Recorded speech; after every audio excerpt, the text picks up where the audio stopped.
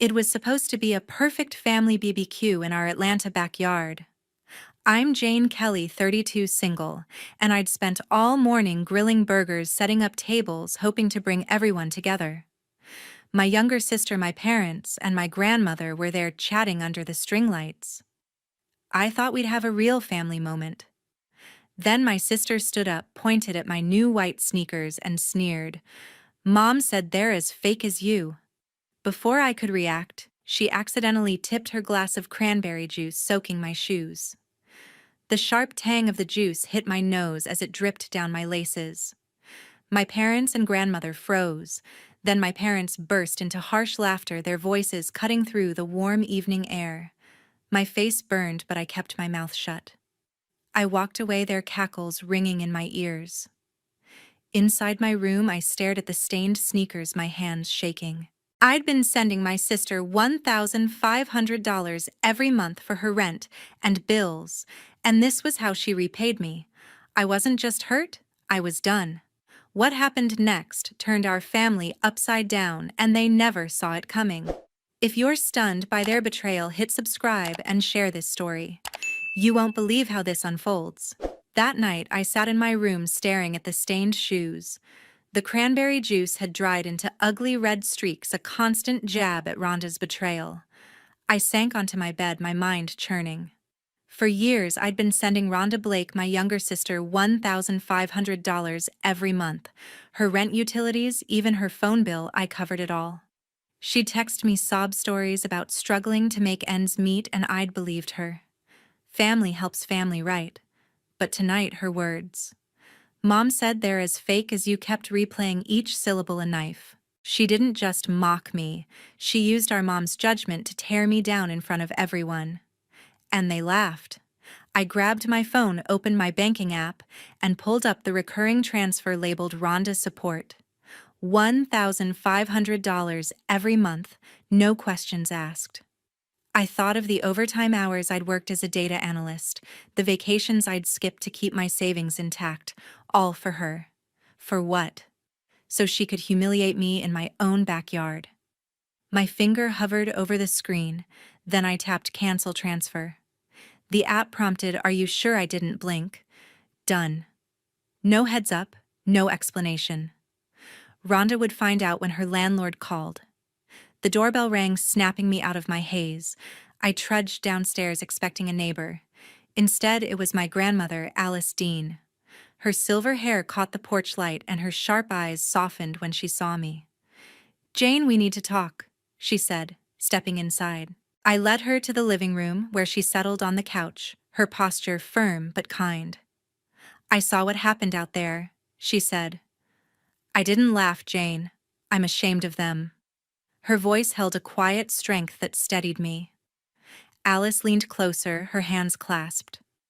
"I've been helping Rhonda too," she confessed. My eyes widened. "What?" I asked, my voice sharp. She nodded. "Her electric bills, sometimes her groceries. I kept it quiet so you wouldn't feel pressured." I felt a surge of anger, not at Grandma, but at Rhonda. How much had she been taking from us? "She's been using us both," I said, my tone bitter. Alice's jaw tightened. "I know. And it's time we stop." I paced the room, my thoughts racing. "I canceled her transfer tonight," I admitted. Alice's face lit up with a nod of approval. "That's a start," she said. "But we're not finished, Jane. They need to learn what happens when they take you for granted."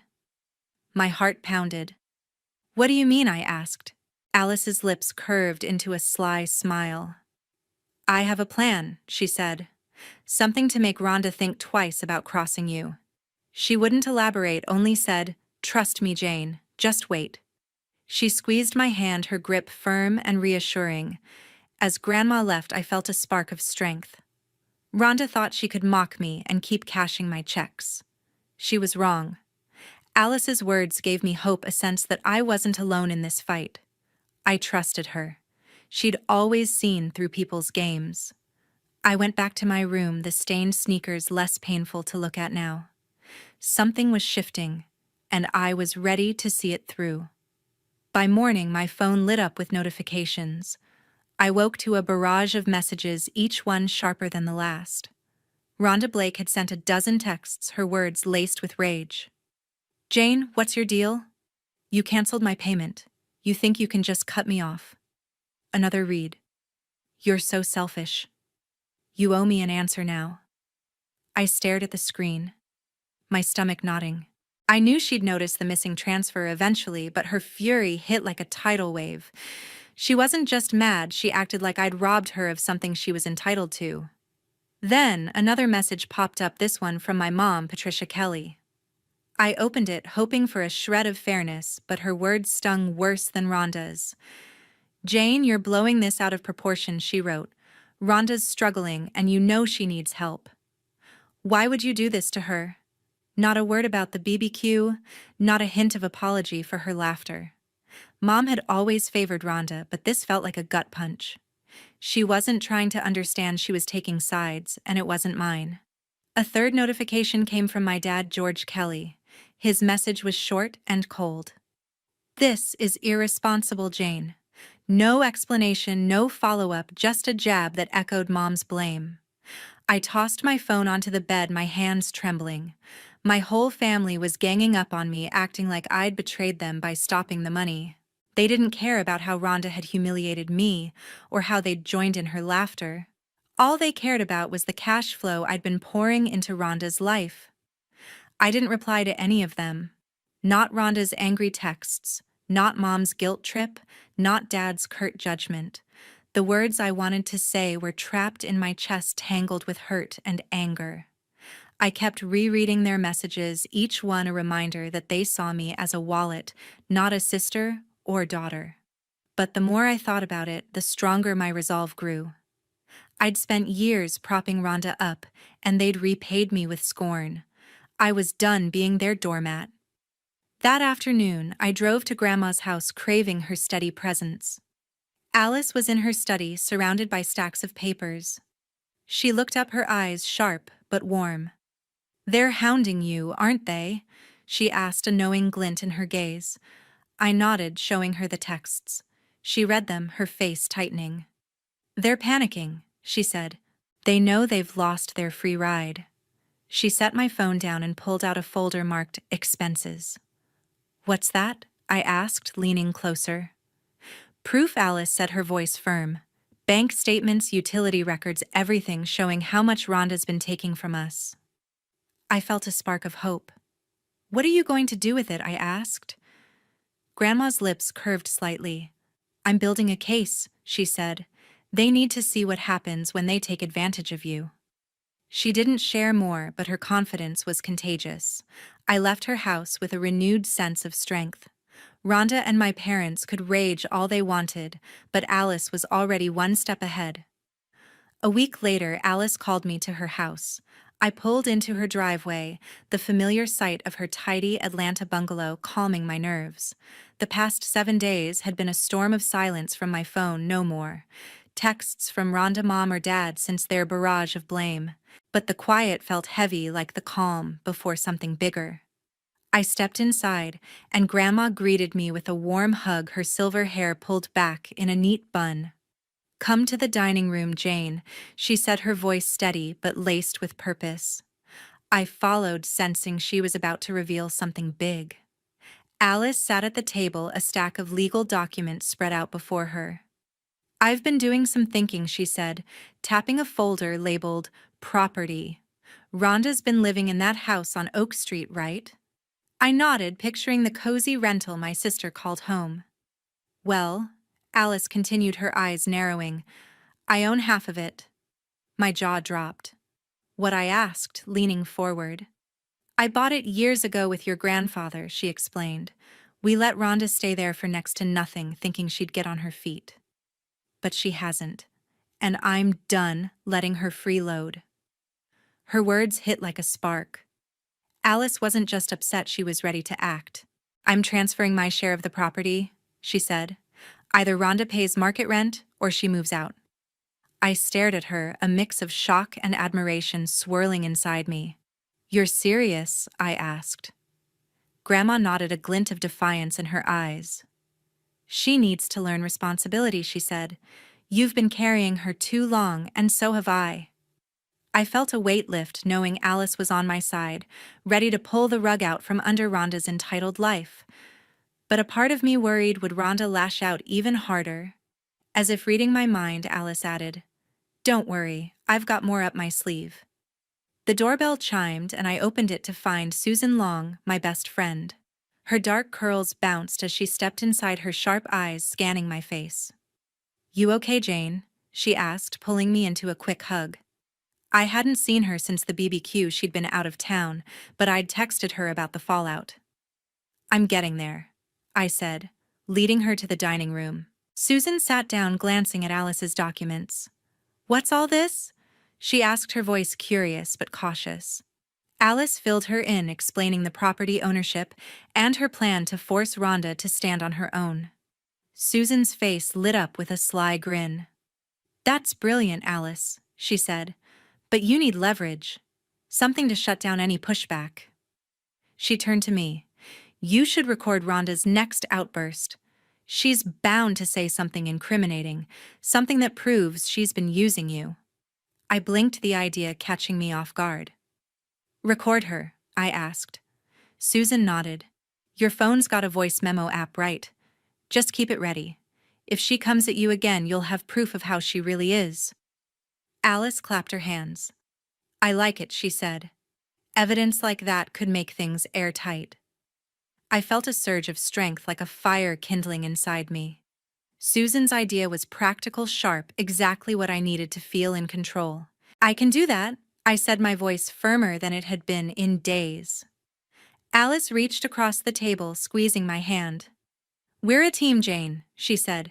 "You, me, and Susan. They won't know what hit them." Susan chimed in. "Just wait for Rhonda to slip up. She's not as smart as she thinks." We spent the next hour hashing out details: how I'd handle Rhonda's next move, how Alice would work with her lawyer to start the property transfer. Susan promised to be on standby, ready to help analyze any recordings. As I drove home, my mind buzzed with possibility. For the first time since the BBQ, I wasn't just reacting, I was planning. Alice's bold move with the house and Susan's clever suggestion gave me a sense of power I hadn't felt before. Rhonda Mom and Dad thought they could guilt me into submission, but they were wrong. I gripped the steering wheel, a quiet determination settling in. Whatever came next, I was ready to face it with Alice and Susan by my side. 2 weeks after the BBQ, Rhonda showed up at my door. I was in my Atlanta living room sorting through work emails when the doorbell rang like an alarm. I opened it to find my sister, her face twisted with anger, her arms crossed tight. "Jane, we need to talk," she snapped, pushing past me without waiting for an invite. I felt my pulse spike but stayed calm, remembering Susan's advice. I slipped my phone into my pocket, the voice memo app already open, recording silently. Rhonda paced my living room, her voice sharp. "You're manipulating Grandma, aren't you?" she accused. "You're turning her against me, trying to ruin our family." I blinked, stunned by the venom in her tone. "Rhonda, I haven't done anything to Grandma," I said, keeping my voice steady. She scoffed. "Don't play innocent. She's been acting weird, asking about my bills, my rent. You're behind this, pushing her to cut me off." Her words were wild, desperate, like she was grasping for control. I didn't respond, letting her dig her own hole while my phone captured every word. Then she dropped a bomb. "I'm going to sue," she said, her eyes narrowing. "Grandma's too old to manage her assets. She's not in her right mind, and I'll prove it in court." My stomach twisted. She was threatening Alice, the one person standing by me. "You can't be serious," I said, my voice low but firm. Rhonda smirked. "Try me. I'm not losing my house because of you." I felt a surge of anger but bit my tongue. The recording was still running, and I wasn't about to let her know. I texted Susan as Rhonda ranted on, accusing me of jealousy and betrayal. Susan replied instantly, "Keep her talking. Get it all." I nodded to myself, steering the conversation. "Rhonda, why do you think I'd manipulate anyone?" I asked, feigning confusion. She rolled her eyes. "Because you're spiteful. You've always hated that I'm Mom's favorite. You cut my money to hurt me, and now you're using Grandma to finish the job. Her words stung, but they were gold for the recording proof of her entitlement, her willingness to attack Alice to get her way. Rhonda finally stormed out, slamming the door behind her. I stopped the recording, my hands shaking, but my mind clear. I called Susan, who was at her apartment across town. "You got it?" she asked, her voice eager. Every word I said, playing back the file to confirm. Rhonda's accusations, her threat to sue, her smug tone, it was all there, raw and undeniable. "Send it to me," Susan said. "This is exactly what we need." I emailed her the file, feeling a mix of relief and resolve. Rhonda thought she could bully me, but she'd just handed me a weapon. That evening, I drove to Grandma's house to update her. Alice was in her kitchen, a stack of envelopes on the counter. "I heard from my lawyer today," she said, her voice calm but resolute. "I'm sending a formal notice to Rhonda, your mom, and your dad. It states I'm ending all financial support, rent, utilities, everything." I stared at her, my heart pounding. "You're cutting them off completely?" I asked. Alice nodded. "Rhonda's had enough chances. This letter lays it out: pay market rent for the Oak Street house, or move out. No more handouts." She handed me a copy, the words printed in stark black ink, final and unyielding. I told Alice about Rhonda's visit and the recording. Her eyes lit up. "Good work, Jane," she said. "That recording will back us up if she tries anything." I felt a surge of pride. Grandma's confidence made me feel stronger, like we were building an unbreakable case. "What about Mom and Dad?" I asked. Alice's face softened. "They'll get the letter too. They need to know this isn't just about Rhonda, it's about respect." I nodded, understanding her point. This wasn't just about money. It was about standing up to a family that took me for granted. As I left Alice's house, the weight of Rhonda's threats lingered, but so did my determination. With Susan's quick thinking and Alice's bold move, we were ready for whatever came next. Rhonda's outburst had given us leverage, and Alice's letter would hit her hard. I wasn't just fighting for myself anymore. I was fighting for the truth. 3 weeks later, Susan handed me a USB drive. We were at her apartment in Atlanta, the late afternoon sun filtering through her living room blinds. "You need to hear this," she said, her voice low but urgent as she plugged the drive into her laptop. I leaned forward, my heart racing, unsure what to expect. Susan had been working on something since Rhonda's outburst at my house, and her serious tone told me it was big. She hit play, and Rhonda's voice filled the room, sharp and smug. "Jane's so easy to manipulate," she said, her words dripping with disdain. "I just cry a little, and she sends the money. She's too soft to say no." My stomach churned as I listened. The recording wasn't from our confrontation, it was Rhonda talking to someone else, plotting how to keep milking me for cash. "Who's she talking to?" I asked, my voice tight. Susan shook her head. "I don't know yet, but it's damning." I nodded, gripping the armrest. Rhonda's words weren't just cruel, they were proof of her calculated betrayal. "This changes everything," I said. Susan grinned. "Exactly. Keep this safe. It's our ace." The next day, I met Alice at her lawyer's office downtown. Grandma sat across from a man in a crisp suit, her posture calm but resolute. "Jane, this is about protecting us," she said, sliding a document toward me. "I'm adding a no contest clause to my will." I frowned, confused. "What does that mean?" I asked.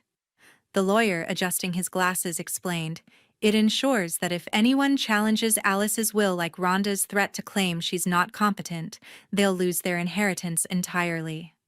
Alice nodded. "Rhonda thinks she can scare us with a lawsuit. This stops her cold." I felt a rush of awe at Grandma's foresight. "You're locking her out," I said, a smile breaking through. Alice's eyes twinkled. "She's had her chances, Jane. No more games." We reviewed the paperwork, the lawyer outlining how the clause would safeguard Alice's assets, including her share of the Oak Street house. I handed him the USB drive, explaining Rhonda's recorded words. He listened, his expression hardening. "This strengthens our case. he said. If Rhonda tries to contest this recording, shows her intent to manipulate. I felt a surge of confidence between the clause and the recording. We were building a fortress. That evening, my phone rang. It was Mom, her name on the caller ID, sparking a mix of dread and curiosity. I answered, bracing myself. Jane, we need to talk. Patricia said, her voice soft but strained. This has gone too far. Rhonda's upset. Your dad's worried. Can't we just work this out? I clenched my jaw, her words echoing the same guilt trip from her texts. Mom, I'm done being pushed around, I said, my tone firm. Rhonda humiliated me, and you backed her up. I'm not going back. There was a long pause. You're breaking our family apart, she said, her voice cracking. I shook my head, though she couldn't see it. No, Mom. You did that when you laughed. I hung up, my heart heavy but resolute. I drove to Grandma's house to decompress. Alice was in her study sorting through more papers. I told her about Mom's call, and she sighed. Patricia's always tried to keep the peace, she said, but she's blind to Rhonda's faults. I nodded, the weight of Mom's words lingering. She thinks I'm the problem, I said. Alice reached for my hand. You're not Jane. You're standing up for yourself. That's strength. Her words grounded me, pushing back the guilt. I showed her the USB drive and she smiled. This plus the will makes us untouchable, she said. As I left, I felt a clarity I hadn't known before. Rhonda's recorded scheming, Alice's legal move, and my refusal to bend to Mom's pleas, they all locked into place. I wasn't just reacting anymore. I was taking control. Susan's quick thinking and Grandma's resolve had given me the tools to protect myself. Whatever Rhonda or my parents tried next, I was ready to face it head-on. A month after the BBQ, a post in an Atlanta community group caught my attention. I was scrolling through my phone at home when I saw Rhonda's name pop up in a local Facebook group. Her post was a long, venomous rant accusing me of manipulating Grandma to steal family assets. Jane's turned Alice against us, trying to take everything she wrote, painting me as a greedy schemer. My heart sank as I read the comments. Some neighbors believed her, others asked for proof. I felt a familiar sting of betrayal, but this time, anger overpowered hurt. Rhonda wasn't just attacking me privately. She was dragging my name through the mud for all of Atlanta to see. I called Susan immediately. She's gone too far, I said, my voice shaking. Susan, calm as ever, replied, Good. She's given us an opening. Let's use it. We met at her apartment, where she pulled up the USB drive with Rhonda's damning recording, the one where she called me easy to manipulate and bragged about exploiting me. We post this, Susan said, her eyes sharp. We upload the audio and Alice's letter explaining Rhonda's freeloading. Let the truth speak for itself. I hesitated, worried about escalating things publicly. It's time, Jane, Susan urged. She started this. We finish it. With Alice's approval, we crafted a response post in the same group. I attached the recording and a scanned copy of Grandma's letter, which detailed years of financial support Rhonda had squandered, rent, utilities, groceries, all paid by us while she played the victim. This is the real story, I wrote, keeping it short but firm. Rhonda's lies don't hold up. Susan hit post and we watched as the group exploded with reactions. Comments poured in, shocked at Rhonda's words in the audio. She said that about her own sister, one neighbor wrote. Another, This is disgusting. Jane, you're better off without her. By morning, the post had hundreds of shares, and Rhonda's reputation was in tatters. Word got back to me through a mutual friend that Rhonda tried to delete her original post, but it was too late. The community had seen her true colors. Alice's lawyer confirmed Rhonda couldn't afford to buy out the Oak Street house at market value. With no financial support from us, she had no choice but to move out. I heard she packed up within days, leaving for a cramped apartment across town. Mom and Dad, who'd backed her all along, stayed silent, their own credibility dented by association. They didn't reach out, and I didn't expect them to. Their silence spoke louder than any apology could. I made a choice that week. I blocked Rhonda, Patricia, and George on my phone and social media. No more texts, no more calls, no more guilt trips. I kept my line open to Alice and Susan, the only ones who'd stood by me. It wasn't easy. Cutting off family felt like carving out a piece of myself, but it was necessary. I'd spent years giving them everything only to be mocked and used. No more. One quiet Sunday, I drove to Piedmont Park needing space to think. The Atlanta skyline loomed in the distance, the autumn leaves crunching under my boots as I walked the trails. I thought about everything: Rhonda's betrayal, Mom and Dad's complicity, the community's response. I'd been raised to believe family came first no matter what. But that belief had cost me my peace, my savings, my self-respect. Standing up to them with Alice and Susan by my side taught me something vital. My worth isn't tied to what I give others. I don't have to sacrifice myself for toxic relationships, even if they're family. I deserve better, and I'll protect that moving forward. To everyone who's followed this story, thank you for listening. It's been a journey, and I'm grateful for your support. The lesson here is clear. Put your value first and don't let anyone, family or not, take advantage of you.